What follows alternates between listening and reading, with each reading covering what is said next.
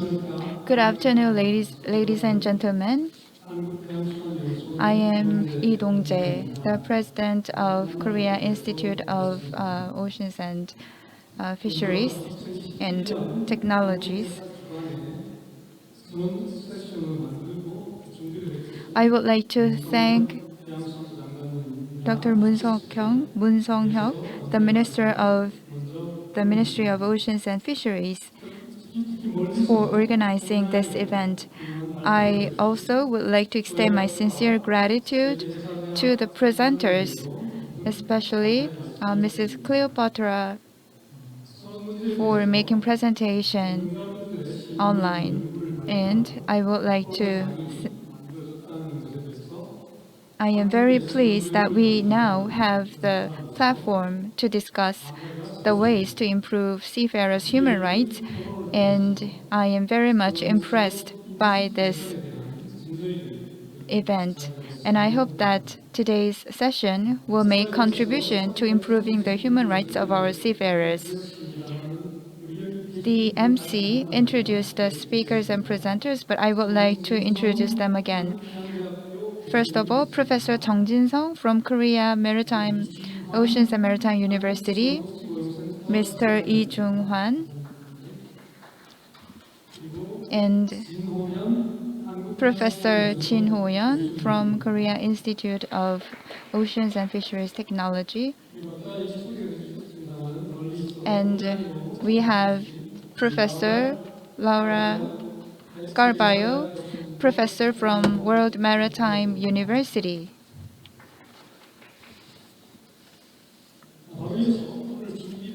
So we're going to start panel discussion on the title, The Changes Necessary to Improve Human Rights for a Crew. First of all, I thought about questions. I would like to ask questions to the presenters first, and then I would like to ask other experts to make comments. First of all, the human rights issues of seafarers have been explained by Mr. Lee Jung-hwan. I would like to ask Mr. Lee Jung-hwan to make comments on the human rights issues of seafarers. I am Lee Jung-hwan, the chairman of Korea Seafarers Welfare and Employment Center. As mentioned by the chair, I would like to thank again Mr. Moon Song-hyuk, the Minister of the Oceans and Fisheries, and many other people for organizing this event. Regarding the current status of seafarers' human rights issues, I would like to make some comments. For a long time, our seafarers work under harsh environment at the sea. They are very important human resources, but they are faced with human rights issues and challenges. As of 2016, there have been crimes committed against foreign seafarers for the last 3 years. So we have the statistics that show the large number of victims of foreign seafarers. Also, Korea National Human Rights Commission also reported that foreign seafarers have to pay a large amount of expenses to be able to work on board, and many of them experience delay in payment of their salary. So the National Human Rights Committee recommended that there should be improvement in these problems. For cadets and junior officers, there have been crimes such as beating, physical violence, and many cases of human rights violations. Recently, with COVID-19, some seafarers were not allowed to get to actually leave the ship. And we have higher awareness on the human rights issues of seafarers, but in reality, seafarers are still experiencing various cases of human rights violations. This will be all for my comment for now.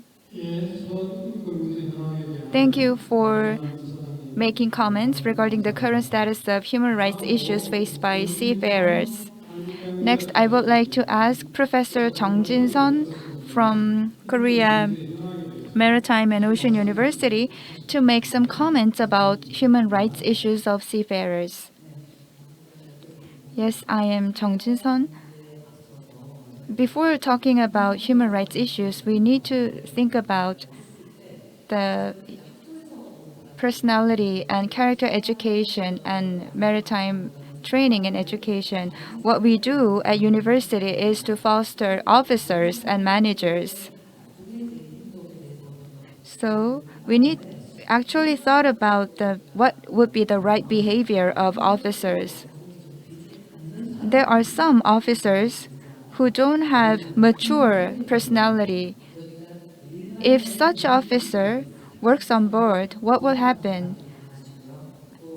Officers who do not have mature moral value, or officers who are likely to violate the human rights of their cadets or seafarers, may cause a lot of problems related to human rights on board. So there are environmental factors. In 2004, Korea per capita GDP reached $15,000. So the criteria of work and happiness became different among younger generations who were born after 2004.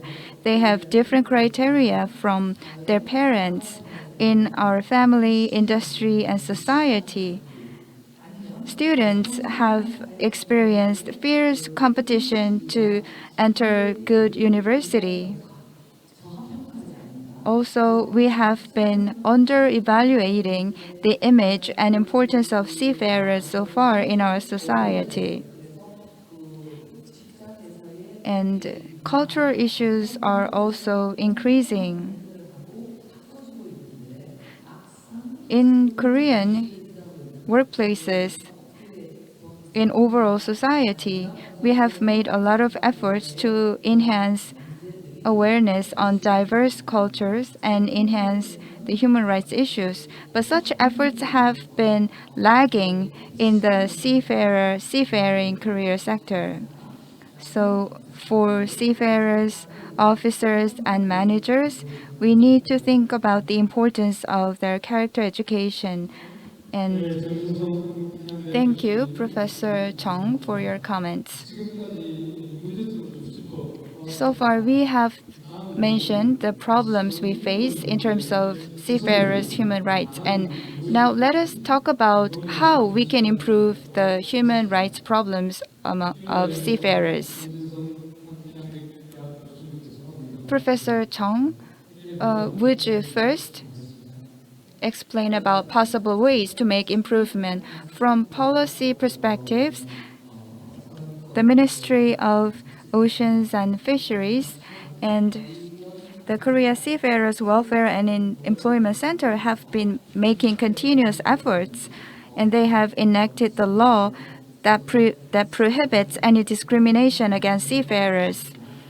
Many policy measures have been taken place. Also, many people have agreed that we need to integrate the personality education or moral value-related education into maritime education training. From educational perspective, many professors, including our professors, agree that we need human rights-related education based on the importance of personality and character education. Individuals need to correctly be aware of their roles and responsibilities in the society. And we need to nurture the mature personality of students in college education. So in Korea, the words first, personality education law has taken effect. That law contains Korean traditional values, moral and ethical values. And from my personal perspective, I think it is important to help students have the proper moral value, and they need to be able to make decisions and assessment based on moral and ethics. Also, they need to be able to have self-discipline, and they need to be able to work in harmony with other members of the society as well. Thank you very much for your comments. Thank you for your comments explaining about how we can improve the human rights problems in the seafaring sector.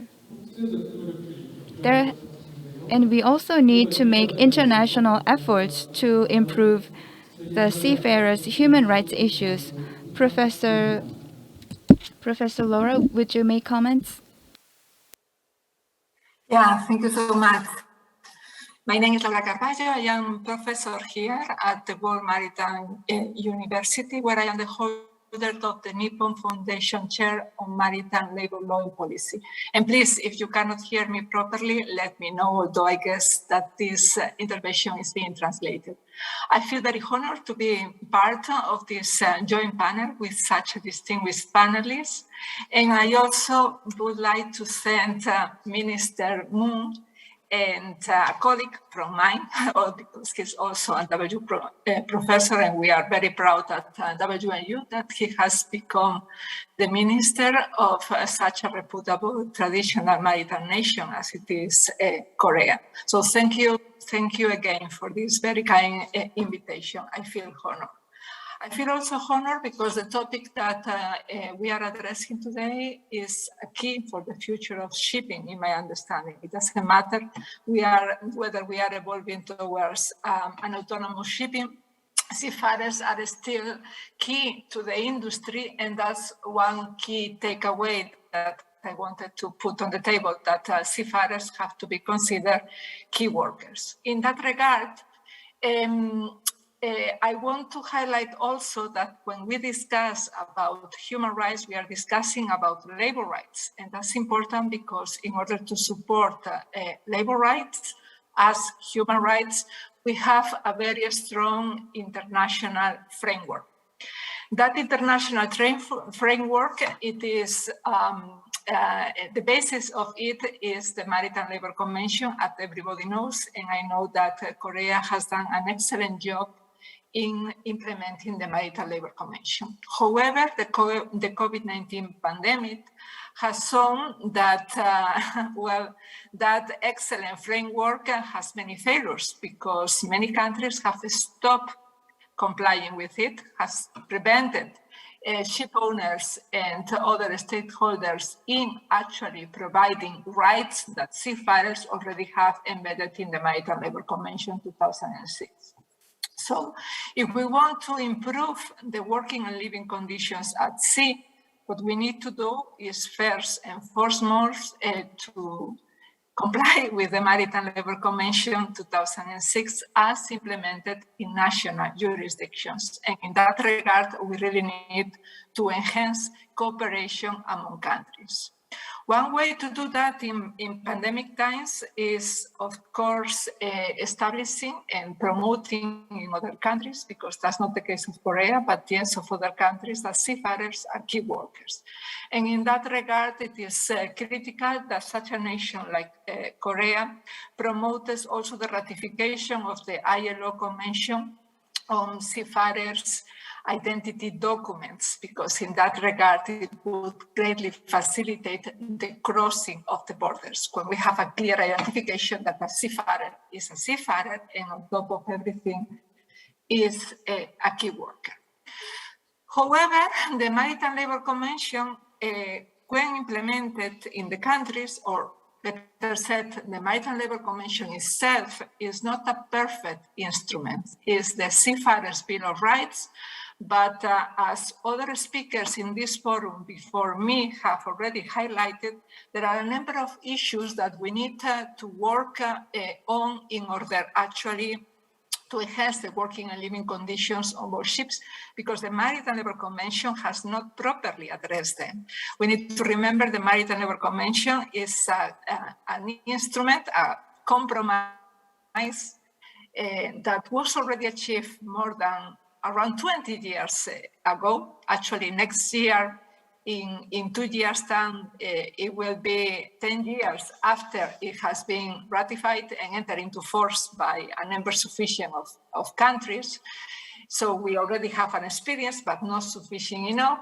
But the experience that we have is critical to know that we have at least 3 major problems when it comes to the implementation across borders of the Maritime Labour Convention. One is wages. We need to discuss minimum wage and to increase the level of wages of seafarers, because there is a strong international competition among seafarers. It has been raised before me, the issue of migrants. They do not have access to the same information, but that also means that they get paid less, and that creates a problem also for the local seafarers because they do not have the incentive to join the sea. The second problem is hours of work and hours of rest. It has been extensively discussed by my president, Professor Doumbia Henry. The study was conducted by, as principal investigation by Professor Baumler from the WNU University, and I also participated in that report. Hours of work and hours of rest is a critical issue because we are talking of 91 hours per week, hours of work per week at the maximum level in accordance only with the Maritime Labour Convention. 91 hours of work per week is too much, of course. It creates problems for the safety of the ship, but critically for the seafarers' health, which is a human right, of course. And there's clearly a disincentive for the future generations that do not want to join the ship because of this critical issue. And the third issue that is also underdeveloped in the Maritime Labour Convention is the social security protection, the social welfare. When it comes to the international level, that's also a critical point that leverage the competition among workers for getting a job, whether they have a strong social security system that backs them or not.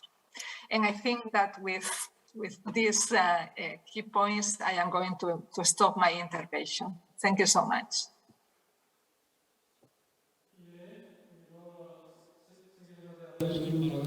Thank you very much for your comment. You talked about MLC, Maritime Labour Convention, and you also pointed out some problems regarding implementation of the Maritime Labour Convention. Thank you very much for making 3 important points regarding MLC. Next, let's continue to talk about how to improve the working conditions of seafarers. Let me turn the microphone to Professor Jino Han. Thank you very much for your comment, Professor Laura. From the perspective of MLC, you have mentioned very important points, and thank you for sharing your insight with us. Regarding the working hours and resting hours of seafarers, there have been agreements made, but why is the international community failing to comply with that promise? I participated in the 4th special stakeholder meeting of ILO, and there was a comment during the meeting that under COVID-19, we are all criminals because we said we will abide by the convention, but we failed to do that. That's why we are all criminals under COVID-19. That comment was very impressive to me. I think that, however, although we may have hardships, we need to keep the promise once made. If we fail to comply with the convention, who suffers? It's our seafarers. That comment was made by the Association of Ship Owners, and on the vessel, seafarers work in an isolated environment. So, seafarers who work on board are surrounded by a culture where they cannot be really doing something voluntarily. So how can we monitor the situation?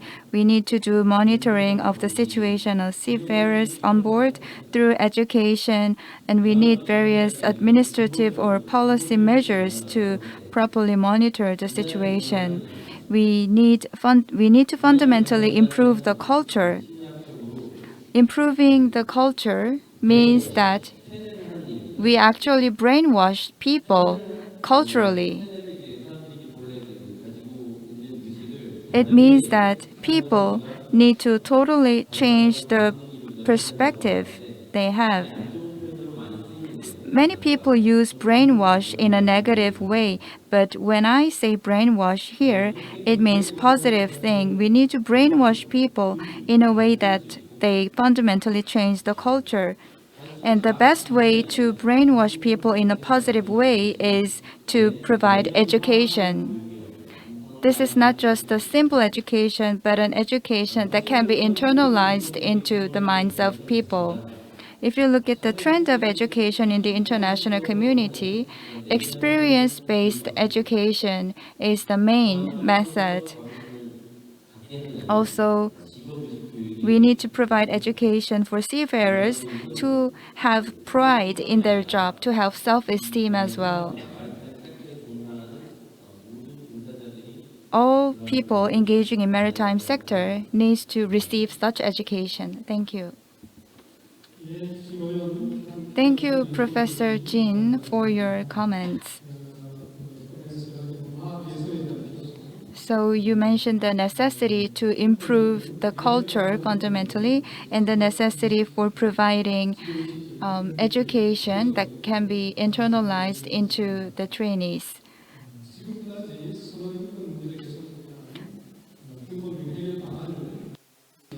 So we've discussed how to improve human rights, how to address human rights issues over seafarers. And human rights violations take place on board, on ship. So how we can prevent that? Let's talk about this topic. So I'd like to mention the result of World Maritime University's research result. The MLC provisions of MLC have been violated on ships. So Professor Laura Cavallo, how can we prevent the violations of MLC on board or on ships?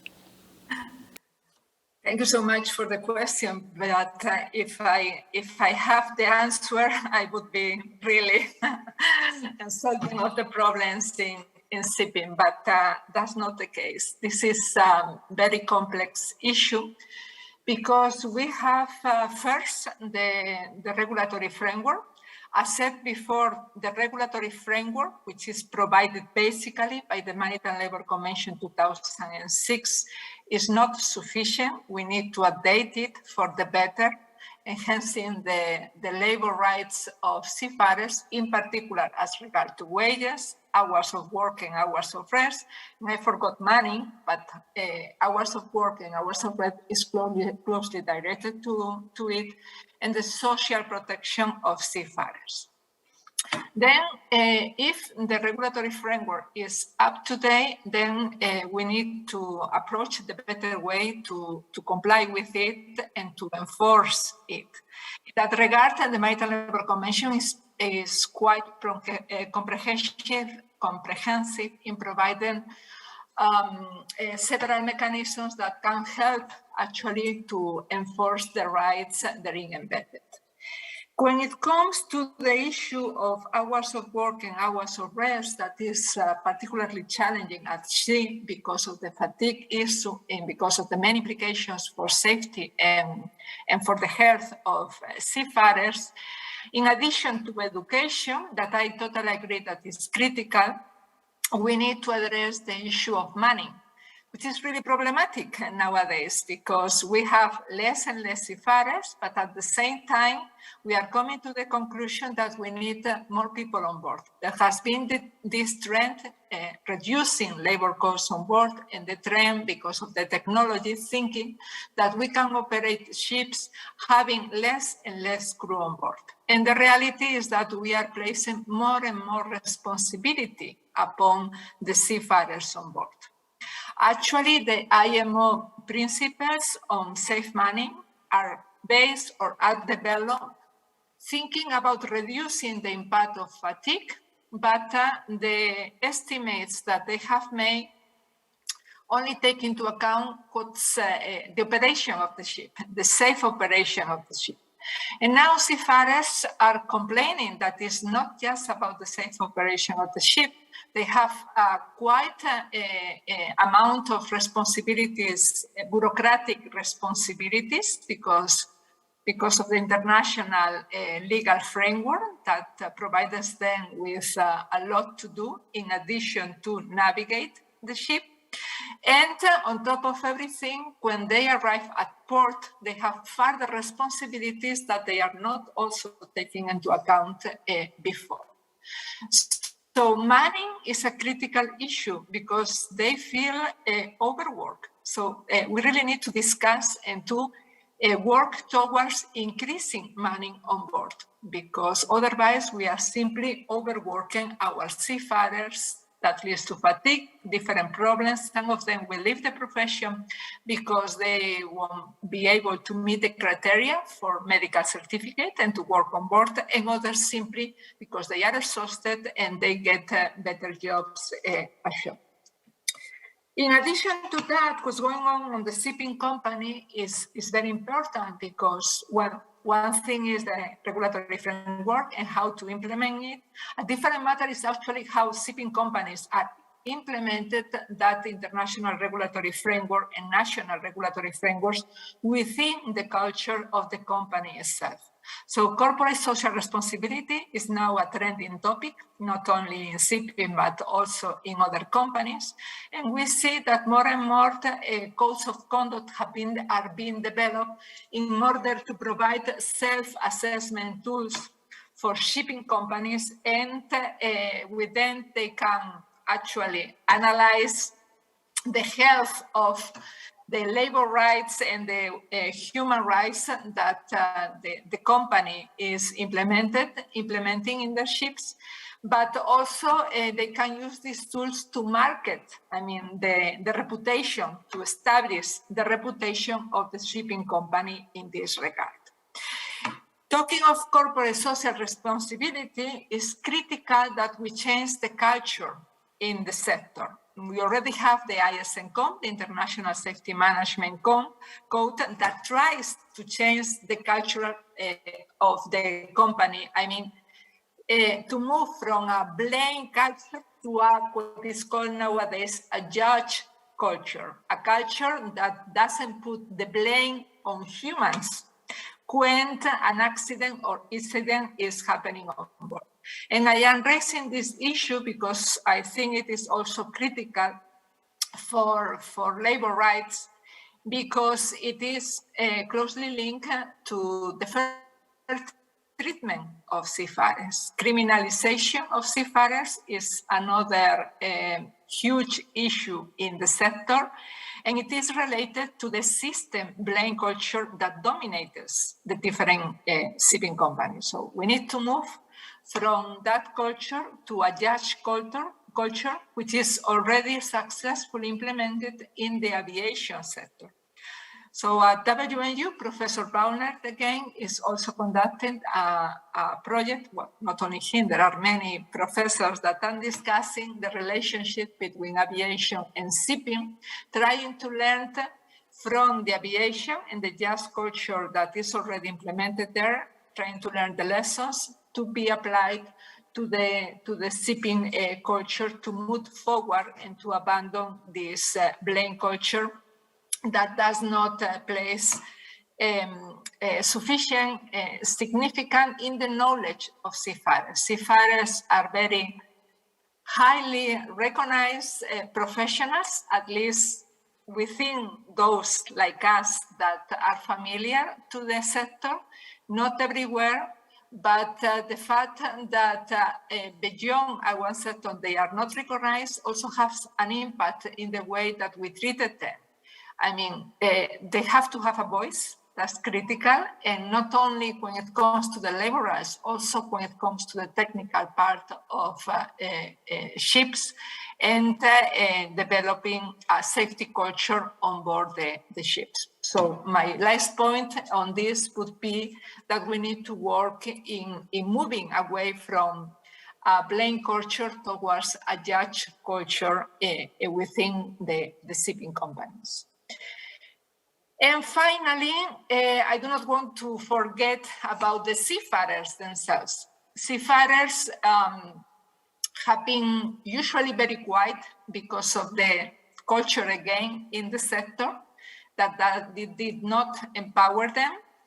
Thanks to the Maritime Labour Convention, we have complaint mechanisms, so they are able to raise their voice. The Maritime Labour Convention also works towards victimization of seafarers. And while there are still many instances where they are actually victimized and penalized for complaining about labor rights infringements, the reality is that the pattern is changing.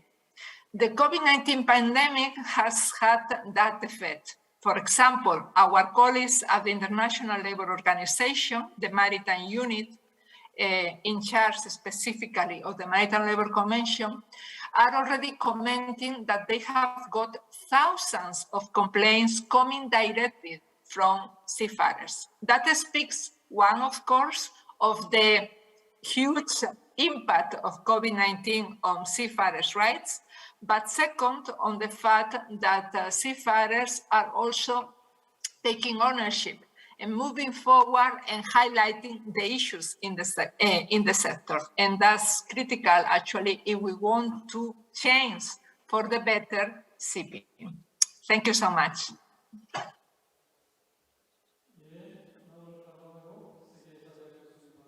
Thank you very much for your comment.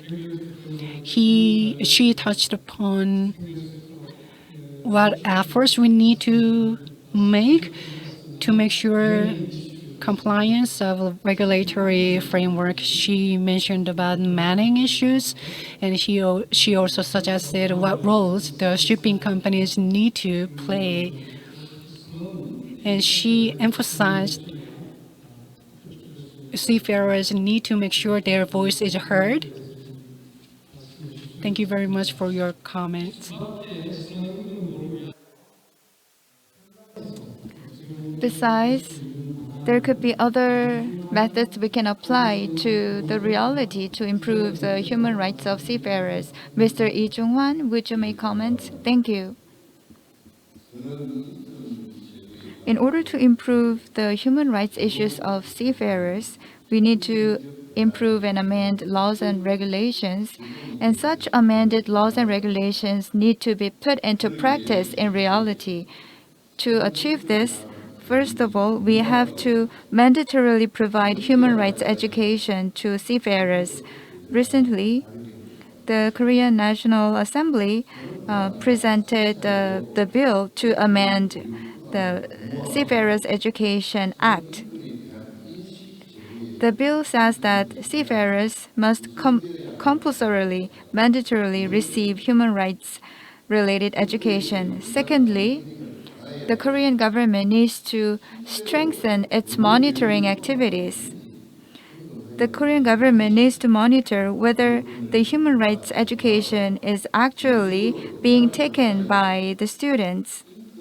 And if not, the government needs to, for example, impose fine to the relevant education institution.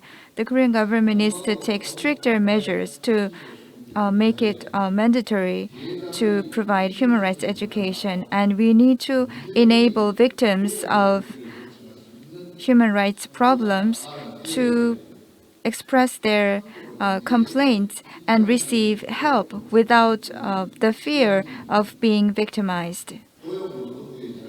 According to the statistics of the Ministry of Employment and Labor,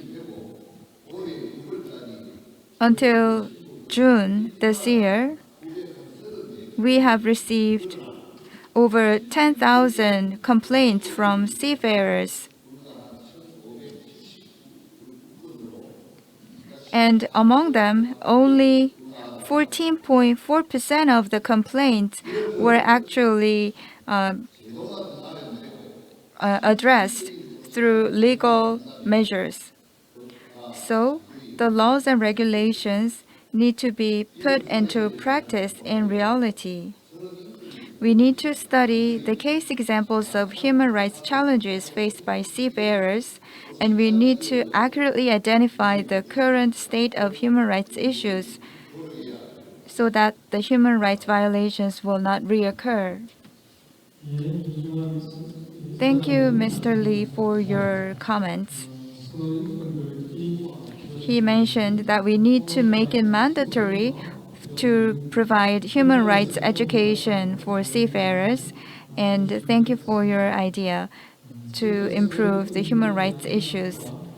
So far, we've talked about the current status of human rights issues of seafarers and how we can make improvement. Seafarers play the pivotal role in international logistics sector, including Korea. Many countries have designated seafarers as the key workforce.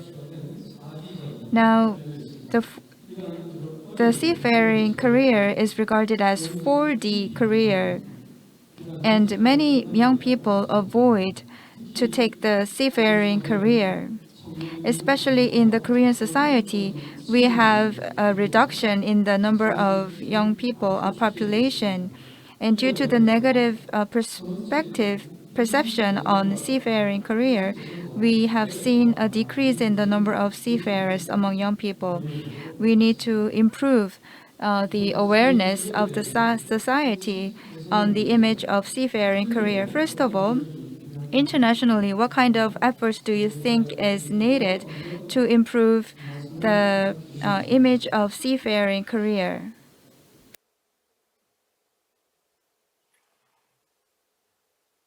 Dr. Laura? Thank you so much. Sorry. Well, I think that our previous comments have already kind of answered this question about the need to enhance labor rights in order to create an adequate career path. However, there are also critical interventions that can be made at this stage because despite of COVID-19, I don't think that these issues have been made away. And I am talking about the lack of cadet births. So before the pandemic in 2019, there was a sectoral meeting at the International Labour Organization where this critical issue was discussed. And I know that Korea participated on it and is also one of the nations that is very worried about this. That shipping, I mean, many shipping companies are not providing cadet berths. So they are not providing the practical training for seafarers because they prefer to devote the space, the room for cargo or for other people, but not for cadets. So that's a critical issue that we still need to work on it, how to do in order to provide the best conditions for training for the future generation. That has an immediate impact, especially on women that want to join the career. Well, there is a shortage, but many women would like to join, and many of them are, I mean, not many, but because we need to actually to also promote the profession among women, but there are certainly quite a number of women that do want to join the profession, and however, they encounter even more hurdles, even more obstacles than their male counterparts. So that's another issue that we really need to work on it. The issue of bullying and harassment has already been addressed here through the education, through the need to include social skills within the academic curriculums, and I totally concur that that's a critical issue, and I like to commend Korea for being a forerunner in these matters. I know that other universities in the world are actually including already these critical skills, social, soft skills within the curriculum, but we need to see them more present, because the discussion about not only human rights, but also about feelings, about anger management, and so on and so forth, is critical for having a sound environment on board, a healthy work environment on board ships. So the issue of bullying and harassment needs to be addressed. The fact, I am very impressed by the fact that the Korean Maritime Administration has got 10,000 complaints from seafarers, because it really shows the path away if we want to really increase the environment in the sector. That's critical. But it's also critical working not only during the delivery of the curriculum to get a degree, but also with regular training along the career path of seafarers, because bullying and harassment is also cultural. There is a huge gap between the old generation and the young generation. We understand, I mean, it's not just cross-cultural, but it's also a matter of the age, the different age and the different understanding of cultural behavior. And in that regard, the young generations that are luckily less tolerant to bullying and harassment. So it is necessary not only to educate the young generation, it's also necessary to educate the old generation, those that are already working with specific and on-the-spot training courses. And last but not the least, there has to be a clear career path. The traditional maritime nations, I believe that Korean is the case, but since I do not master the language, for me it's much more difficult to know about it. But for instance, Denmark or Spain themselves have a very clear career path for seafarers, meaning that they usually stay working at sea for not a long period, around 10 years, but afterwards they know that because of their qualifications, they will have a qualified job ashore. So the career path needs to be considered, because ashore is also critical, the knowledge of seafarers have. And it is also an incentive for the young generations to join the profession, the fact that they know about the different possibilities they have if they engage in this very, let's say it clear, very rewarding also profession. Thank you so much.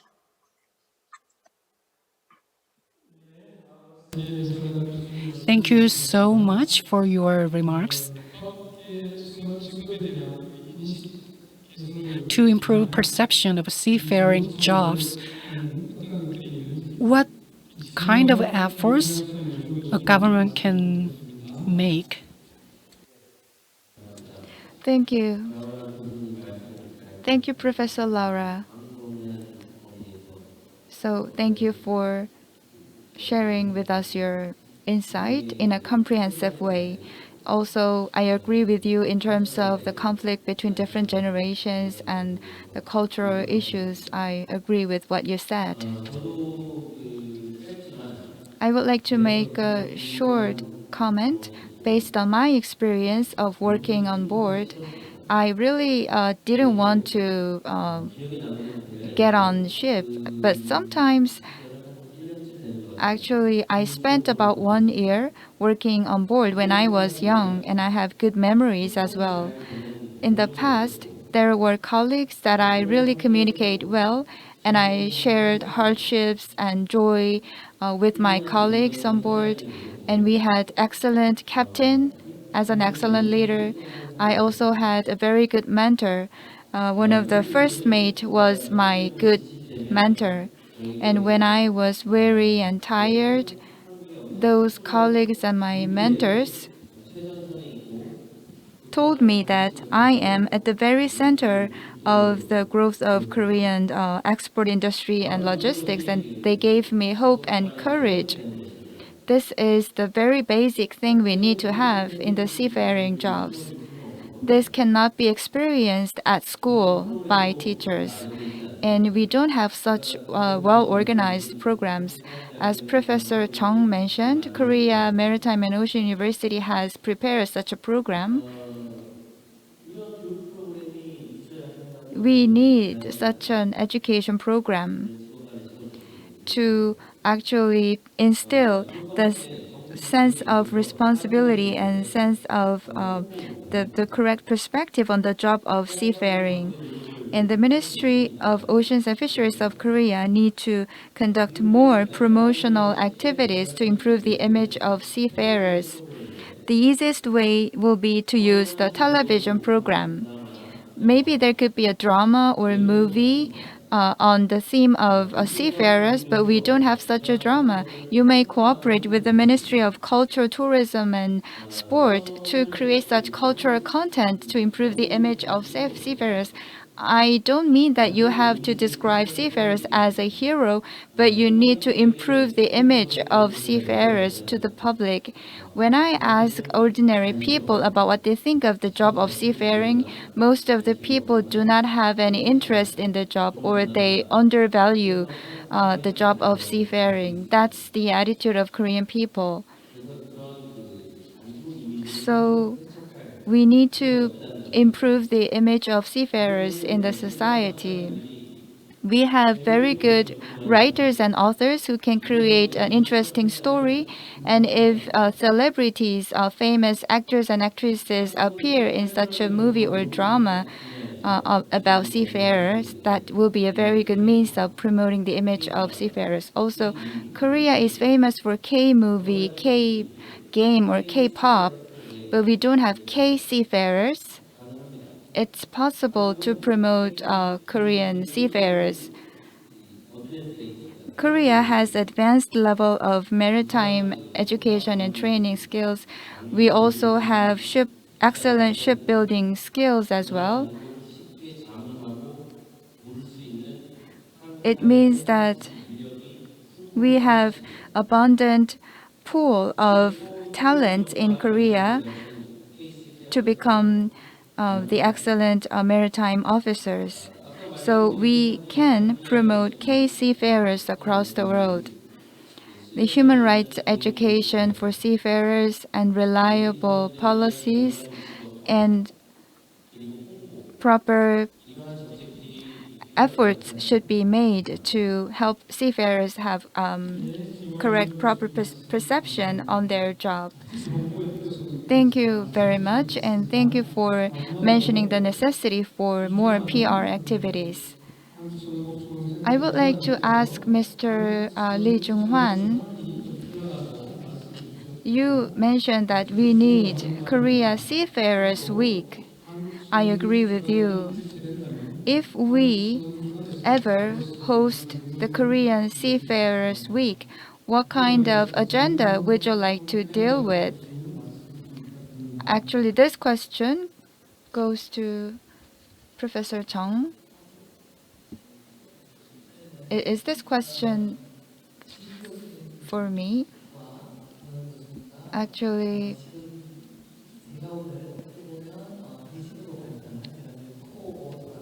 I am the co-author of the presentation I made. The main researcher of my presentation today is Professor Choi Jin-chul. Professor Choi Jin-chul and Professor Jin Ho-yeon here are the leaders in this area.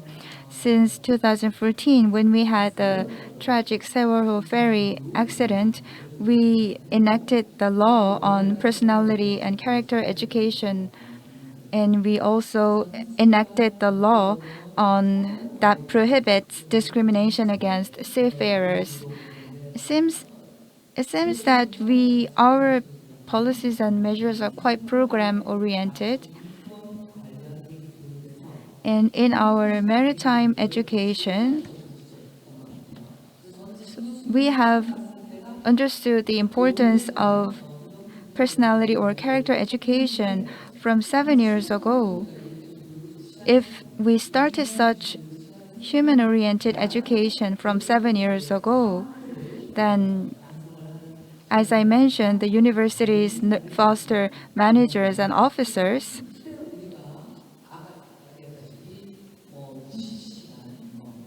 So for example, there were issues regarding the working hours of the seafarers.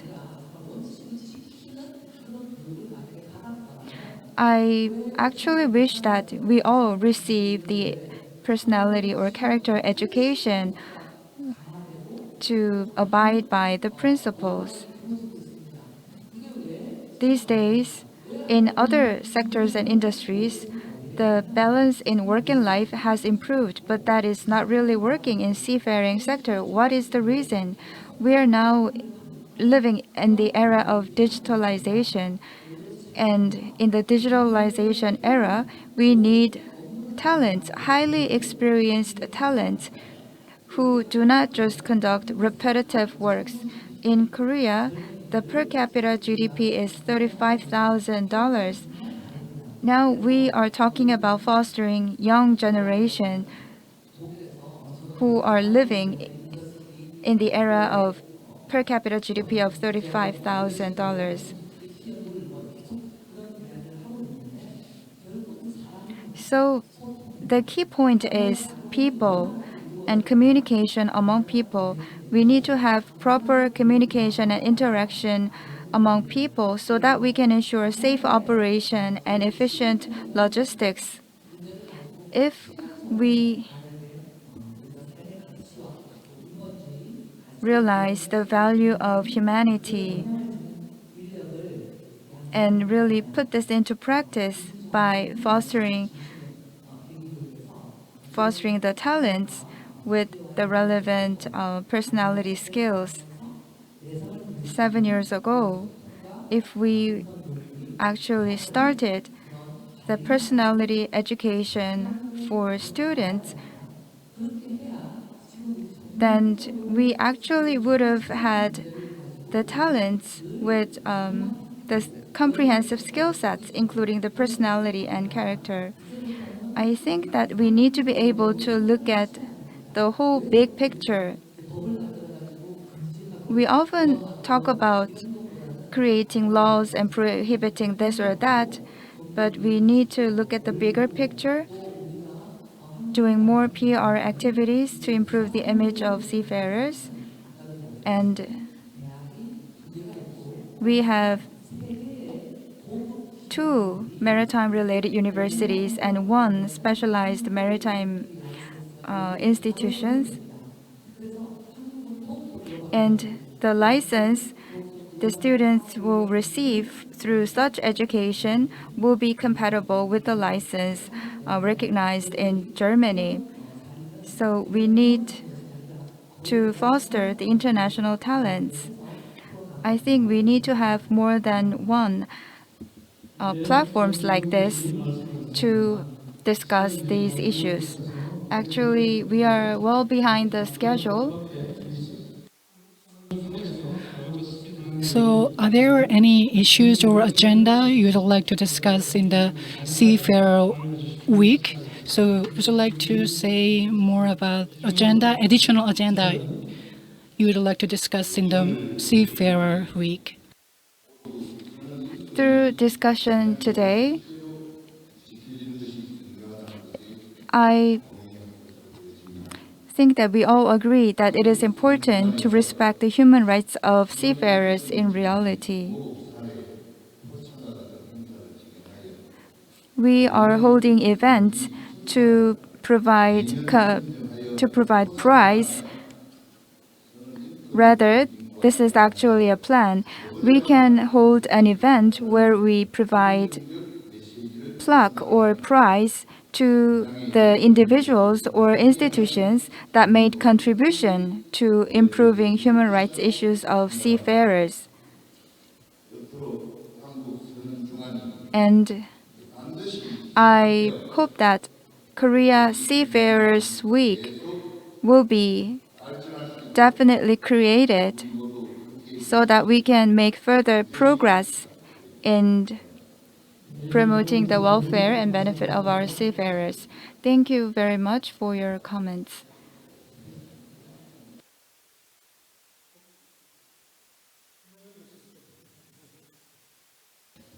Professor Jin.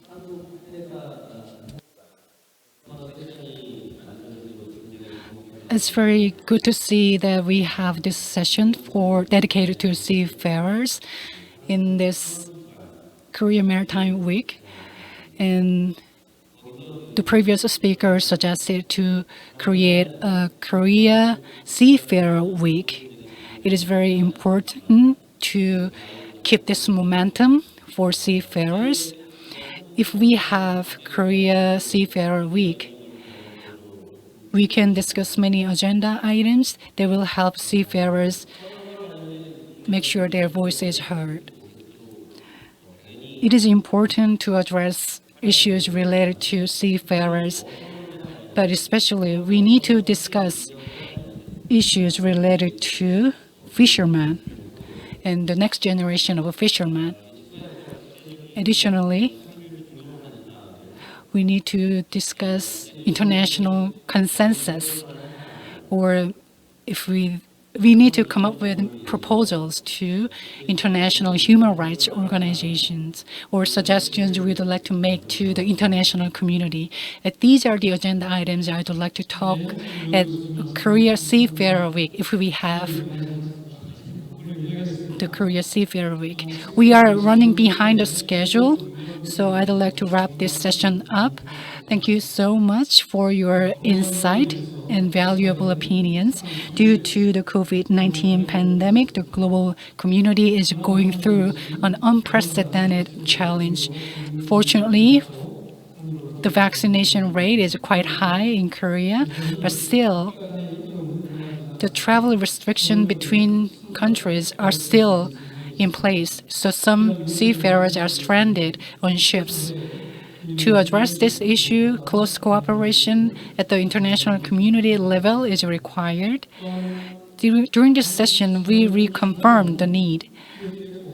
If we can create Korea Seafarer Week, they will help enhance perception of seafarers, and Korea can contribute to the international community by hosting Korea Seafarer Week. Once again, I'd like to thank all the participants and distinguished guests. My special thanks go to Professor Laura Caballo from World Maritime University for joining us despite time difference.